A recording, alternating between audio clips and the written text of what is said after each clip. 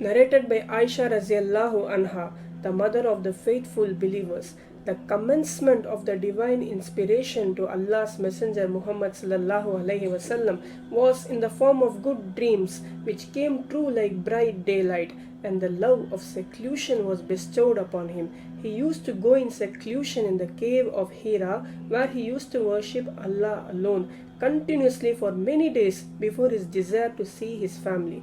He used to take with him the journey food for the stay and then come back to his wife Khatija to take his food, likewise again, till suddenly the truth descended upon him while he was in the cave of Hira. The angel Jibril alayhi salam came to him and asked him to read. The Prophet sallallahu alaihi wasallam replied, I do not know how to read. The Prophet sallallahu alaihi wasallam added, the angel caught me forcefully and pressed me so hard that I could not bear it anymore. He then released me and again asked me to read, and I replied, I do not know how to read. Thereupon he caught me again and pressed me a second time till I could not bear it anymore.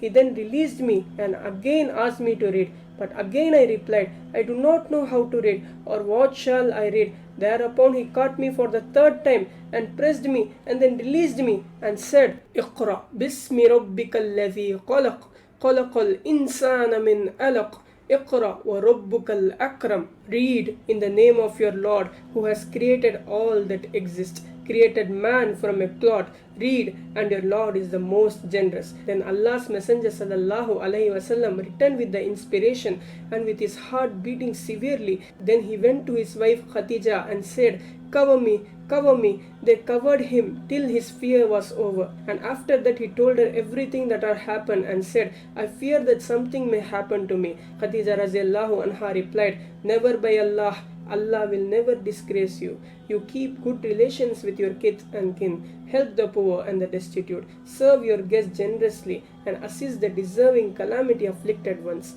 Khatija raziallahu anha then accompanied Muhammad sallallahu alaihi wasallam to her cousin Waraqa bin Nawfal, who during the pre-Islamic period became a Christian and used to write the writing with Hebrew letters. He would write from the gospel in Hebrew as much as Allah wished him to write. He was an old man and had lost his eyesight. Khatija said to Waraqa, listen to the story of your nephew. O my cousin, Waraqa asked, O my nephew, what have you seen? Allah's Messenger sallallahu alaihi wasallam described whatever he had seen. Waraqa said, this is the same one who keeps the secrets, Angel Jibril, whom Allah had sent to Moses. I wish I were young and could live up to the time when your people would turn you out. Allah's Messenger sallallahu alaihi wasallam asked, will they drive me out? Waraqa replied in the affirmative and said, any man who came with something similar to what you have brought was treated with hostility, and if I should remain alive till the day when you will be turned out, then I would support you strongly.